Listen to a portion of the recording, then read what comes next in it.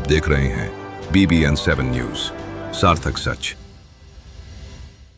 नमस्कार, BBN 7 देख रहे हैं आप और आपके साथ मैं हूं इरफान पठान।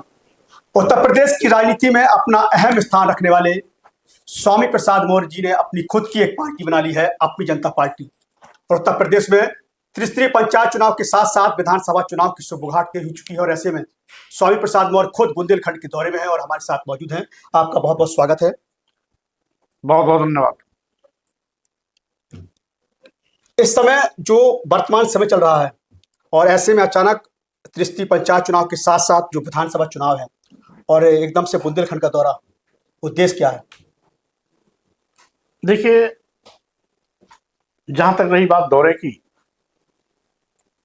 ये दौरा तो सामाजिक परिवर्तन के महानायक मानवर काशीराम जी के जन्मदिन 15 मार्च 2025 से प्रारंभ हुई है, जो चरणवार पूरे प्रदेश के भ्रमण पर निकली है। और उसी क्रम में 7वां चरण की यात्रा बुंदेलखंड के लिए, जो 8 दिवसीय यात्रा है, फतेहपुर से प्रारंभ होकर कौशाम्बी, चित्रकूट, बांदा, हमीरपुर राठ होते हुए आज महोबा पहुंची है। इसी क्रम में यह 18 को ललितपुर, 19 को झांसी, 20 को जालौन पहुंचेगी और बुंदेलखंड का दौरा पूरा करेगी।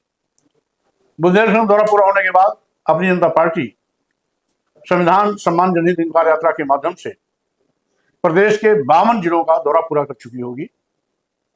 मात्र 6 मंडल बचेंगे: आगरा मंडल, अलीगढ़ मंडल, बरेली मंडल, मुरादाबाद मंडल, सहारनपुर मंडल, मेरठ मंडल, जिसकी यात्रा बुंदेलखंड यात्रा पूरी होने के बाद कार्यक्रम की घोषणा की जाएगी और वो भी चरणबद्ध तरीके से दौरा पूरा किया जाएगा। हमारी कोशिश होगी कि जनवरी तक पूरी यात्रा हो जाए। इस समय एक बड़ा नाम चल रहा है SIR और बिहार चुनाव के बाद अब उत्तर प्रदेश में इसकी सुबुगाहट शुरू हो चुकी है। आपकी नज़र में क्या है SIR और किस तरीके से इसको लेकर आप बताएंगे? क्या है मामला SIR को लेकर? कुल मिलाकर के निर्वाचन आयोग देश की सर्वोच्च संवैधानिक संस्था है। निर्वाचन आयोग पर सभी लोगों का विश्वास है, भरोसा है, लेकिन जिस तरीके से निर्वाचन आयोग आज सत्ता पक्ष की कठपुतली बन गया है, सत्ता पक्ष के इशारे पर लाखों लाख वोट कटवाना, लाखों लाख मतदाताओं को नाम जुड़वाना, यह आंख मिचौली का जो खेल चल रहा है, उससे कहीं न कहीं निर्वाचन आयोग सवाल के घेरे में। आपकी नज़र में क्या लगता है कि SIR नाम काटने की प्रतिक्रिया है कि नाम जोड़ने की प्रतिक्रिया है? SIR तो एक बहाना है। विशेष रूप से SIR के माध्यम से दलित, आदिवासी, पिछड़े और मुस्लिम समाज के मतदाताओं का नाम बाहर करना तथा सत्ता पक्ष के चहेतों का नाम शामिल कराना ही मकसद है। और जो पूर्व से निर्धारित निर्वाचन आयोग ने मानक तय किए हैं कि फला फला मतदाता रहेंगे, तो SIR के बहाने मतदाता सूची से नाम काटने और जोड़ने का खेल क्यों? अगर स्वामी प्रसाद मौर्य एक शब्द में बताना चाहें कि SIR क्या है एक शब्द में, तो क्या कहेंगे? क्या है एक शब्द में या एक लाइन में? SIR देश के मतदाताओं को मतदान करने से वंचित करने का एक षड्यंत्र है। बड़ा आरोप लगा रहे हैं आप। इसमें कोई दो राय नहीं। सच कहना अगर बगावत है तो समझिए हम भी बागी। बिहार चुनाव कैसे देखते हैं? बिहार चुनाव में जिस तरीके से रिजल्ट आया उसके बाद एकदम से मतलब लोगों में प्रतिक्रियाएं, चर्चाएं बढ़ रही है, खासतौर पर विपक्ष में। वो कह रहा है कि जिस तरीके से जीत हुई है वो संविधान का खुला उल्लंघन है। क्या आपकी नजर में क्या है?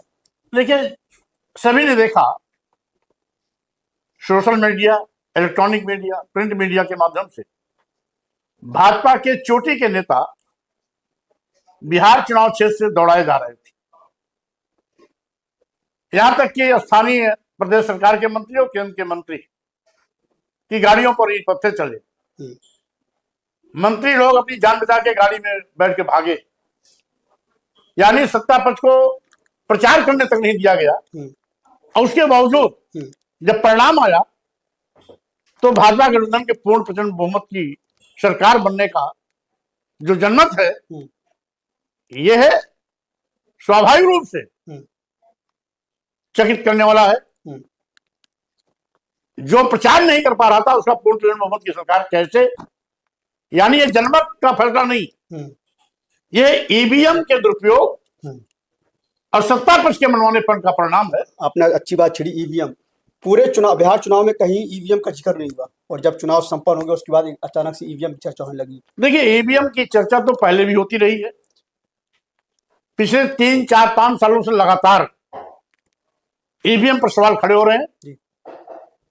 कई बार इसके लिए मांग भी उठी, धरना प्रदर्शन आंदोलन के माध्यम से भी, ईवीएम हटाओ, बैलेट पेपर लाओ, लोकतंत्र बचाओ। और ये मांग एक बार नहीं अनेक बार उठी। निर्वाचन आयोग हमेशा इसको नजरअंदाज करता जा रहा है, और जैसे जितना ही निर्वाचन आयोग इसकी अनदेखी कर रहा है, उतना ही ज्यादा लोकतंत्र खतरे में पड़ता जा रहा है। सत्ता पक्ष अपने मनमाने पर उतारू है, और ईवीएम के दुरुपयोग के माध्यम से वो सत्ता में लगातार आने की कोशिश करता रहता है।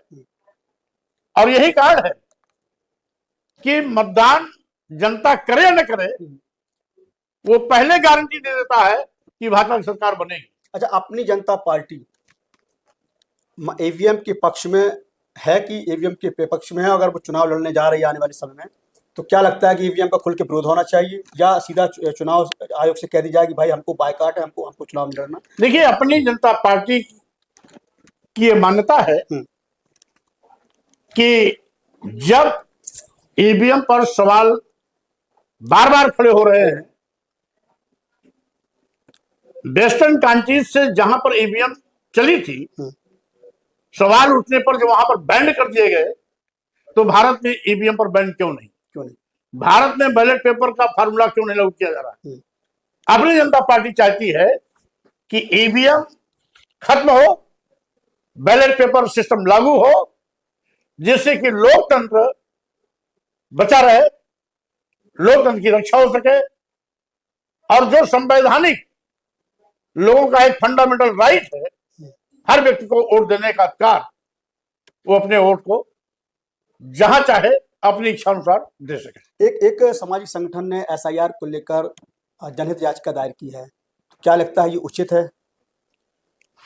देख, कुल मिलाकर के निर्वाचन आयोग को इस बात के लिए तय करना है कि निर्वाचन आयोग सर्वोच्च संवैधानिक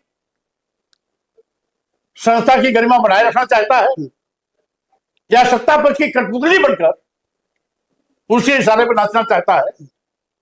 निर्वाचन आयोग को खुद गंभीर होना चाहिए, और जो संवैधानिक सर्वोच्च संस्था के रूप में उसकी मान्यता है, लोग उस पर विश्वास दर्ज करते हैं, वो विश्वास बना रहे, इसलिए निष्पक्ष और पारदर्शी कार्यशैली व्यवहार में लाना चाहिए। बागेश्वर धाम के पीठाधीश्वर पंडित धीरेन्द्र शास्त्री निकले हैं हिंदू राष्ट्र बनाने के लिए, हिंदुओं को इकट्ठा करने के लिए, तो क्या स्वामी प्रसाद मौर्य भी निकलेंगे कभी बौद्ध धर्म को आगे बढ़ाने के लिए? ऐसा कुछ करेंगे क्या? पहली बात तो ये, हिंदू राष्ट्र की मांग करना देश के बंटवारे का बीज बोना है, यानी राष्ट्रद्रोह है, संविधान विरोधी कृत्य है। ऐसे लोग जिनको जेल की सलाखों में रहना चाहिए, सरकार की छत्र छाया में, सरकार की भारी चाक चौबंद सुरक्षा में हिंदू राष्ट्र बनाने की मांग को लेकर यात्रा निकाले हुए हैं, ये दुर्भाग्यपूर्ण है। जब भारतीय संविधान स्पष्ट इस बात की व्याख्या करता है कि हमारे देश में सभी धर्म, पंथ, संप्रदाय, जाति, वर्ण लोग समान रूप से बराबर हैं, किसी व्यक्ति को धर्म, वर्ण, जाति, लिंग, जन्म स्थान के आधार पर भेदभाव नहीं किया जा सकता, तो स्वाभाविक रूप से संविधान की कसम खाने वाले लोग जब हिंदू मुस्लिम की बात करते हैं, मस्जिद मंदिर की बात करते हैं, तो स्वाभाविक रूप से संविधान की कसम खाने वाले संविधान के विपरीत आचरण करते हैं, तो बहुत दुर्भाग्यपूर्ण है। और वही भाजपा के लोग, वही सत्ता पक्ष के लोग आज अप्रत्यक्ष रूप से सहयोग करके छतरपुर के बाबा के नेतृत्व में हिंदू राष्ट्र की मांग कर रहे हैं। मैं इसकी घोर निंदा करता हूं और ऐसे बाबा तथा उनके चेले चपाड़ों को जो भी हिंदू राष्ट्र की मांग की यात्रा में है, उनके जेल की सलाखों में जाना चाहिए।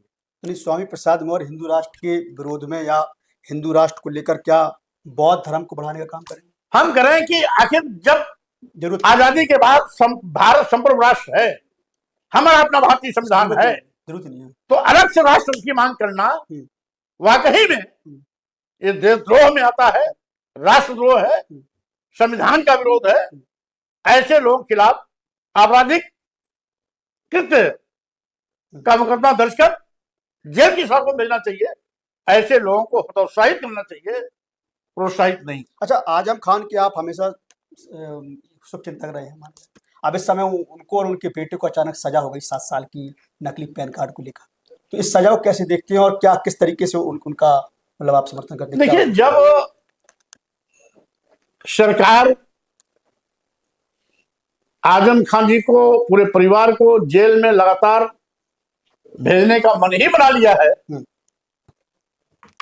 बकरी चोरी, मुर्गी चोरी, भैंस चोरी जैसे घटिया आरोप लगाकर पूरे परिवार को सालों साल जेल में रखा गया है, तो पैन में गड़बड़ी का बहाना लेकर के फिर से जेल की सलाखों में भेजना, ये कहीं ना कहीं लोकतंत्र का गला घोटा जा रहा है। राजनीतिक दोष भावना से आजम खान जी के साथ सौतला व्यवहार किया जा रहा है। ऐसे कृत्य की मैं घोर निंदा करता हूं, क्योंकि लोकतंत्र में बदले की भावना से काम किए गए किसी भी मकसद का कोई स्थान नहीं। स्वामी प्रसाद मौर्य इतने बड़े दल से सीधा मुकाबला कर रहे हैं, भारतीय जनता पार्टी के सामने अपनी जनता पार्टी खड़ा करके, डर नहीं लगता आपको? भाई, किस बात का डर? हम लोकतंत्र में विश्वास करते हैं, लोकतांत्रिक तरीके से जनहित के मुद्दों को समय समय पर उठाते रहे हैं, आगे भी उठाते रहेंगे। और हमारी मान्यता है सच को वाच नहीं, हम सच कहते रहेंगे। कोई कितना भी बुरा क्यों न सोचे मेरे प्रति, लेकिन मैं मर्यादित तरीके से, लोकतांत्रिक तरीके से, जनहित में जो उचित है उस बात को रखता हूं, संविधान के दायरे में। गाजियाबाद के लौनी विधायक तो आपको धमकी दे रहे हैं कि इनको ठीक करना पड़ेगा। अब भारतीय जनता पार्टी की सरकार का घमंड बोल रहा है। अच्छा, अगर भारतीय जनता पार्टी को विधायक नहीं होते, नंद किशोर गुर्जर की क्या हिम्मत थी स्वामी प्रसाद मौर्य को धमकी देने की? अगर सत्ता पक्ष का सहयोग छोड़ दे तो हमारे कार्यकर्ता उनका कचुम्बन निकाल देंगे। स्वामी प्रसाद मौर्य कोई कीड़े मकोड़े मच्छर नहीं है, और न पिद्दी का शोरवा जो पहली बार विधायक बना है, राजनीति अभी सीढ़ी नहीं जानता है, भाजपा का गुलाम है, वो गुलामी की भाषा बोल रहा है। और जो स्वामी प्रसाद मौर्य पर हमला करने की कोशिश करता है, सुपारी देता है, गर्दन काटने की, सिर काटने की, गोली मारने की, हाथ काटने की, जुबान काटने की, नाक कान काटने की, ये सब दलित पिछड़े विरोधी हैं। ये दलितों और पिछड़ों का सम्मान नहीं देखना चाहते। दलितों और पिछड़ों के दुश्मन है, गरीबों के दुश्मन है, अकलियत समाज के दुश्मन है। ऐसे ही लोग स्वामी प्रसाद मौर्य के खिलाफ तरह तरह के इस प्रकार के तंत्र कसते रहते हैं कि उनको मार देना चाहिए, उनको फायर कर देना चाहिए, उनका सरकलम कर देना चाहिए। सुपारी देते हैं, कोई 51 करोड़ देता है, कोई 21 करोड़ देता है, कोई 25 करोड़ देता है, कोई 1 करोड़ देता है, कोई 2 करोड़ देता है। आखिर इस प्रकार की बोली बोलने वाले लोग स्वयं नहीं बोल रहे, ये सरकार का घमंड बोल रहा है। अच्छा, सीजीआई बी आर गवई ने कहा, सीजीआई बी आई गवर्नर की अनुसूचित जातियों के जो आरक्षण में क्रीमी लेयर है उनको शामिल नहीं करना चाहिए। किस तरीके से देखते हैं इनके इस बयान को?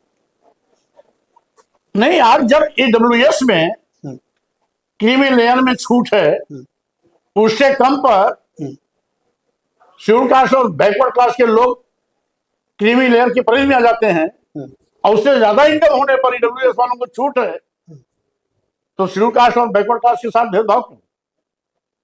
स्वाभाविक रूप से हजारों साल से जो लुटा पिटा समाज है इस देश का, दलित, आदिवासी, पिछड़ा, यो कहिए बहुजन समाज, और इनकी भाषा में बोलिए तो शूद्र समाज, आज उसके साथ देश की आजादी के बाद भी जो भेदभाव हो रहा है, वाकई में यह सत्ता पक्ष की घिनौनी साजिश है, हरकत है, उसको इससे भाग जाना चाहिए। आपके ऊपर आरोप लगते हैं स्वामी प्रसाद जी की आप जो है दल बदलते रहते हैं, कभी ये दल कभी वो दल, अब अपना खुद का अपनी जनता पार्टी, तो ये कब तक लोग मतलब कैसे जुड़े फिर अपनी जनता पार्टी से लोग? देखिए, आपको मालूम होना चाहिए जी राजनीति दो प्रकार की होती है, जी एक वैचारिकी होती है जी और एक स्वार्थ की होती है, एमएलए एमपी बनने की होती है। जी मैंने वैचारिकी को हमेशा प्राथमिकता दिया है। बिल्कुल। जब भी विचारों की टकराव हुई है, मैंने अपना पक्ष छोड़ा है। कभी तो कभी कभी नेता विरोधी दल छोड़ा, जी विधायक पद का छोड़ा, राष्ट्रीय महासचिव का पद छोड़ा, कभी सरकार के मंत्री पद को छोड़ा, कभी फिर एमएलसी पद छोड़ा, राष्ट्रीय महासचिव का पद छोड़ा, लेकिन हम कहीं भी रहे हो विचारधारा नहीं छोड़ा, और अब बार बार छोड़ने की नौबत ना आवे, इसीलिए अच्छा, एक चीज अपनी जनता पार्टी का गठन हमने समझना चाहूंगा कि जिस तरीके से महागठबंधन बना, क्या स्वामी प्रसाद मौर्य, हम लोग अटकलें लगा सकते हैं कि आने वाले समय में स्वामी प्रसाद मौर्य महागठबंधन का हिस्सा हो सकते हैं, या किसी बड़ी पार्टी से भी गठबंधन कर सकते हैं, क्योंकि आप उत्तर प्रदेश की बड़ी तमाम सीटें हैं जहां लड़ाई लड़ना है चुनाव आ रहा 2027 का? नहीं, कुल मिलाकर के आज जिस तरीके से भारतीय जनता पार्टी की सरकार सभी मुद्दों पर पूरी तरीके से फ्लॉप हुई, सरकार की गलत नीतियों से देश का करोड़ों नौजवान बेरोजगार हो गया, सरकारी नौकरियों के लिए मोहताज हो गया, करोड़ों करोड़ों नौजवानों के सामने रोजी रोटी के लाले पड़े हैं। वहीं दूसरी ओर विश्व गुरु बनाने का लालीपाप देने वाले माननीय प्रधानमंत्री नरेंद्र मोदी जी ने देश को कंगाल बना दिया, गरीब बना दिया, लाचार बेबस बना दिया, और जिसका दुष्परिणाम हुआ कि आज 140 करोड़ की आबादी में 80 करोड़ लोगों की जिंदगी मात्र 5 किलो 10 किलो चावल पे आके 2047 में सबसे बड़ी अर्थव्यवस्था बनाने जा रहे हैं मोदी जी। वो मुहावरा होगा, लेकिन हकीकत क्या है? माननीय प्रधानमंत्री खुद स्वीकारते हैं जनसभाओं में कि हम 80 करोड़ लोगों को 5 किलो 10 किलो चावल देते हैं। आखिर देश के 80 करोड़, जिस देश के 80 करोड़ लोग की जिंदगी 5 किलो 10 किलो चावल पर चलेगी, क्या वो 80 करोड़ परिवार अपने बेटे बेटी को विश्वविद्यालय में पढ़ाने, doctor, engineer, professor, advocate, IAS, IPS, PCS, PCJ या वैज्ञानिक बनाने का सपना कभी देख पाएगा? स्वाभाविक रूप से जो भारत कभी सोने की चिड़िया कहा जाता था, आज कंगाल हो गया है, गरीब हो गया है, लाचार हो गया है, दुनिया के गरीब देशों में भारत शुमार है। इसलिए वो मोदी जी का मुहावरा हो सकता है, विश्व गुरु बनने का लालीपाप हो सकता है। हकीकत यही है कि 80 करोड़ लोग 5 किलो 10 किलो चावल पर जिंदगी बिताने के लिए मजबूर। उत्तर प्रदेश की राजनीति में स्वामी प्रसाद की भूमिका किंग मेकर की है या किंग की है? पहली बात तो किंग बनाने या किंग मेकर की भूमिका जी हमेशा जनता की होती है। लोकतंत्र में यह अधिकार केवल जनता को दिया गया। हाँ, इतना जरूर है, मैं वैचारिकी के साथ लोगों को खड़ा करने का प्रयास कर रहा हूं, साथ ही साथ भारतीय संविधान निर्माता बाबा साहब डॉक्टर अम्बेडकर का जो मिशन है, जिसको मानवर काशीराम जी ने सामाजिक परिवर्तन आंदोलन के बहाने घर घर जन जन तक पहुंचाने का काम किया। मानवर काशीराम जी के नेतृत्व में हम लोगों ने देखा और नारा लगाते थे गर्व के साथ कि मानवर काशीराम तेरी नेक कमाई तूने सूती कौम जलाई। आज बीच में हमारे मानवर काशीराम नहीं, आज बाबा साहब डॉक्टर अम्बेडकर भी नहीं है। क्योंकि मैं मानव काशीराम के स्कूल का स्टूडेंट रहा हूं, इसलिए मेरी कोशिश है कि बाबा साहब डॉक्टर अम्बेडकर का मिशन मानव काशीराम जी का सामाजिक परिवर्तन आंदोलन का कारवां रुकना नहीं चाहिए।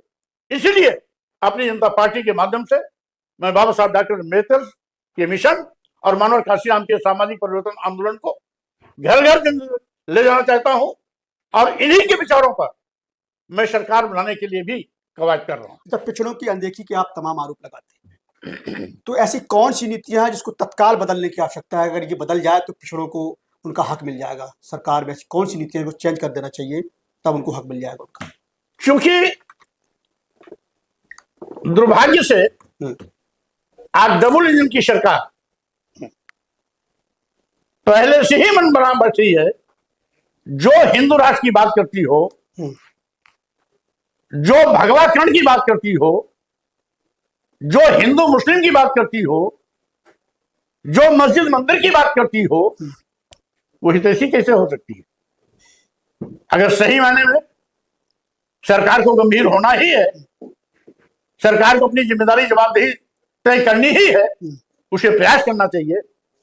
बेरोजगारी, गरीबी, महंगाई पर कैसे रोक लगाई जाए, किसानों की समस्या कैसे हल कराई जाए, किसानों को लाभकारी मूल्य कैसे दिया जाए, छुट्टा जानवर पर कैसे रोक लगाई जाए। बिल्कुल 27,764 स्कूल बंद होने जा रहे हैं, इसको सुव्यवस्थित कैसे किया जाए। देश बेचा जा रहा है। आज मोदी जी के नेतृत्व में देश के सभी बंदरगाह, एयरपोर्ट, एयर इंडिया, अधिकतम रेलवे स्टेशन, कई दर्जन ट्रेनें एलआईसी जैसी संस्था बेच दी गई है। सभी विभाग, सरकारी संस्थान लाभ में चल रहे थे। इसको रोका कैसे जाए, तब जाके देश सुधरेगा। देश बेचने वाले देश को तरक्की के रास्ते पर नहीं ले जा सकते। आपकी जनता पार्टी जाति जनगणना को लेकर क्या रणनीति बना के रखी, कैसे इस लड़ाई लड़ा जाएगा आगे? देखिए, 1886 से लगातार जाति जनगणना होती रही है और 1931 तक एक क्रम लगातार जारी रहा। लेकिन आज 31 के बाद सरकारें सभी कहती हैं कि हम जाति जनगणना कराएंगे। कांग्रेस सत्ता में थी, जातिवार जनगणना कराने की बात वो भी करती थी। भाजपा सत्ता में है, भले ही मजबूरी में मोदी ने घोषणा कर दिया कि हम जातिवार जनगणना कराएंगे, लेकिन जातिवार जनगणना कराने से सभी कतराते हैं। क्योंकि जातिवार जनगणना कराने पर स्वाभाविक रूप से बढ़ी हुई आबादी के परिप्रेक्ष्य में उनको हिस्सेदारी देनी होगी, बजट आवंटित करना होगा। इस देश में दलितों, पिछड़ों और अल्पसंख्यक मुसलमानों की आबादी बड़े पैमाने पर बढ़ी है। सो स्वाभाविक रूप से आबादी अगर जातिवार जनगणना कराएंगे तो इस देश के एससी, एसटी, ओबीसी तथा माइनॉरिटी मुस्लिम समाज के लोगों को हिस्सेदारी भी ज्यादा देनी पड़ेगी और इनके बेहतरी के लिए प्रावधानित बजट में भी व्यवस्था करनी होगी। आपके बयान अधिकतर धार्मिक और राजनीतिक विवादों में घेरे, तो विपक्ष का कहना कि जानबूझ के ऐसा करते हैं ताकि चर्चा बने रहे, तो क्या ये सब? अब भारतीय जनता पार्टी के लोग अपने काले कारनामों को छिपाने के लिए हिंदू, मुस्लिम और मस्जिद मंदिर की बात करते हैं। जब सत्ता में रह करके बेरोजगारी, महंगाई, गरीबी, किसान समस्या, छुट्टा जानवरों का आतंक, स्कूल बंद होने के काले कारनामे, देश बेचे जाने का पाप, इस पर चर्चा ना हो, इसलिए लोगों का ध्यान डाइवर्ट करने के लिए हिंदू, मुस्लिम और मस्जिद मंदिर का मुद्दा छेड़ देते हैं। तो स्वामी प्रसाद मौर्य केवल इनकी कलई खोलते हैं, सच को उजागर करने की कोशिश करते हैं, देश की जनता को सावधान करने की कोशिश करते हैं, जिससे भाजपा के लोगों के पेट में दर्द होता है। जब बिहार चुनाव देखिए और आने वाला समय यूपी चुनाव आ रहा है, तो क्या लगता है कि जो विपक्ष है उसमें बिखराव है आपके लेयर में? जिस तरीके से दिख रहा है कि कभी गठबंधन हो जाता है, फिर सीटों लेकर विवाद शुरू होता है, फिर बैठक होती है, फिर बनाने का दौर चलता है, क्या लगता है विपक्ष एकजुट नहीं हो पा रहा? देखिए, इसमें कोई दो राय नहीं। जब वैचारिक गठबंधन होता है तो टिकाऊ होता है, लंबा होता है। लंबा होता जब तत्कालिक स्वार्थ कोई गठबंधन होता है तो स्वाभाविक रूप से तात्कालिक ही होता है, चुनाव के बाद जहां के वो बिखर जाता है। यही हुआ बिहार में भी, और गठबंधन के इतिहास में कमोबेश प्राय यही देखा गया। जनता पार्टी भी इसी तरीके से खत्म हुई थी, जनता दल भी इसी तरीके से खत्म हुआ था। समय समय पर जो भी गठबंधन बने हैं तात्कालिक लाभ तो उनको मिला, लेकिन उसके बाद सब टाइम फिक्स हो गए। तो इसीलिए वैचारिकी के साथ गठबंधन होना चाहिए, जिससे कि गठबंधन का दौर लंबा हो सके। अच्छा, यूपी में देखा गया है कि जो कानून व्यवस्था है उसको लेकर सरकार कह रही है कि हम जीरो टॉलरेंस पे काम कर रहे हैं, लेकिन जो दिख रहा है, क्या लगता है कि वो जीरो टॉलरेंस पे काम हो रहा है? माननीय मुख्यमंत्री योगी आदित्यनाथ जी जीरो टॉलरेंस को अपना तकिया कलाम बना लिए। जीरो टॉलरेंस का मतलब समझते ही नहीं। एनसीआरबी रिपोर्ट जो केंद्र सरकार की क्राइम रिपोर्ट तैयार करती है, उसकी व्याख्या के मुताबिक जो लेटेस्ट रिपोर्ट आई, पूरे देश में उत्तर प्रदेश आपराधिक मामलों में नंबर 1 है। एनसीआरबी की रिपोर्ट में हत्या के मामले में पूरे देश में उत्तर प्रदेश नंबर 1, अपहरण के मामले में पूरे देश में उत्तर प्रदेश नंबर 1, दलित उत्पीड़न के मामले में पूरे देश में उत्तर प्रदेश नंबर 1, महिला उत्पीड़न के मामले में पूरे देश में उत्तर प्रदेश नंबर 1, महिला हत्या के मामले में पूरे देश में उत्तर प्रदेश नंबर 1। जो अन्य 5 जिले हैं, अन्य दूसरे तीसरे चौथे पहुंचे 5वें पायदान पर हैं, वो भी भाजपा शासित राज्य हैं, जिसमें महाराष्ट्र, गुजरात, मध्य प्रदेश और राजस्थान का नाम आता है। कोई दूसरे पर है, कोई तीसरे पर है, कोई चौथे पर, कोई 5वें पर। और इन 5 में जिसमें उत्तर प्रदेश नंबर 1 है, उसके अलावा कुछ आपराधिक घटनाओं में यह जो अन्य 4 प्रदेश है, वो कोई 1 है, कोई 2 है, कोई 3 है, आता रहता है। तो स्वाभाविक रूप से जो भाजपा शासित राज्य है, हर जगह कानून व्यवस्था पूरी तरीके से ध्वस्त हो चुकी है, चौपट हो चुकी है। पूरा देश प्रदेश भाजपा शासित राज्य जंगल राज के पर्याय बन गए हैं। और यही हाल रोज उत्तर प्रदेश में 3, 4, 5 जिलों में रोज खबर मिलती है किसी न किसी जिले में कि फला जगह दलित समाज के नौजवान की हत्या हो गई, पिछड़े समाज के नौजवान की हत्या हो गई। ये क्या है? रोज 2-4 बलात्कार दुराचार की घटनाएं आती। आखिर जीरो टॉलरेंस का मतलब क्या है? अगर जीरो टॉलरेंस है तो रोज दलित आदिवासी पिछड़े समाज के नौजवान की हत्या क्यों? रोज बहन बेटियों के साथ बलात्कार दुराचार की घटनाएं क्यों? रोज इस प्रकार से सामुदायिक सौहार्द बिगाड़ने का ड्रामा क्यों? बहराइच, फतेहपुर का मजार कांड, आगरा में करणी सेना द्वारा हजारों की तादाद में बर्छी, भल्लम, तलवार, फरसा, बंदूकें, कट्टा लहराना, ये क्या है? जीरो टॉलरेंस है। जय श्री राम, जय बजरंगबली का नारा देकर के पूरे बहराइच को आग के हवाले कर दिया गया। दुकान धू जली, धार्मिक मजहबी झंडे फाड़े गए, मुस्लिम समाज के घरों में तोड़ फोड़ किया गया। क्या जीरो टॉलरेंस है? कुदाल फावड़ा लेकर के फतेहपुर में 500-600 साल पुराना एक मजार तोड़ने के लिए भीड़ पहुंच गई। जय श्री राम, बजरंगबली का नारा देकर के कवड़ा, कुदाल और फावड़े से मजार को तोड़ने लगे। ये जीरो टॉलरेंस है। करणी सेना के नाम पर हजारों लोग वहां पर सांसद रामजी लाल सुमन पर हमला करने के लिए उनके घर पर जा रहे थे। मुख्यमंत्री आगरा में मौजूद थे, उनके खिलाफ कार्रवाई नहीं हुई। क्या है? जीरो टॉलरेंस है। तो जीरो टॉलरेंस का मतलब है मुख्यमंत्री जी ने भाजपा संरक्षित गुंडे माफिया अपराधियों को लाइसेंस दे रखा है कानून व्यवस्था ध्वस्त करने का, मनमाना गुंडा राज करने का, और उसके शिकार हो रहे हैं इस देश के दलित, आदिवासी, पिछड़े या अल्पसंख्यक मुस्लिम समाज के लोग। तो क्या लगता है अपराध बढ़ने का कारण क्या हो सकता है? बेरोजगारी या कुछ और? सरकार का संरक्षण, गुंडे माफिया अपराधियों को संरक्षण जो मिला है, एक जात विशेष, एक वर्ग विशेष जो भाजपा के वोटर हैं या भाजपा सरकार द्वारा संरक्षित है, उनको छूट है, सत्ता के गलियारे में चहलकदमी करते नजर आते हैं।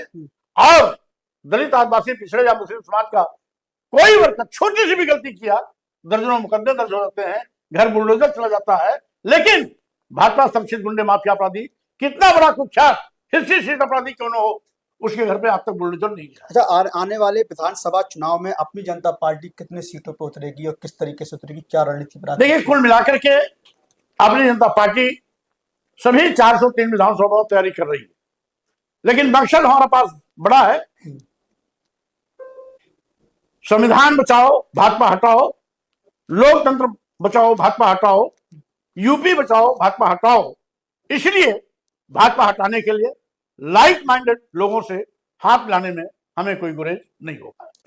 बिल्कुल, ये थे हमारे साथ स्वामी प्रसाद मौर्य जी, लगातार अपनी जनता पार्टी को उत्तर प्रदेश में बढ़ाने की कवायद कर रहे हैं। आज उन्होंने बेबाकी से कई सवालों के जवाब दिए और कहा कि आने वाले चुनाव में वो भाजपा को सत्ता से हटाने के लिए किसी भी दल के साथ हाथ मिला सकते हैं। नमस्कार। आप देख रहे हैं BBN 7 न्यूज, सार्थक सच।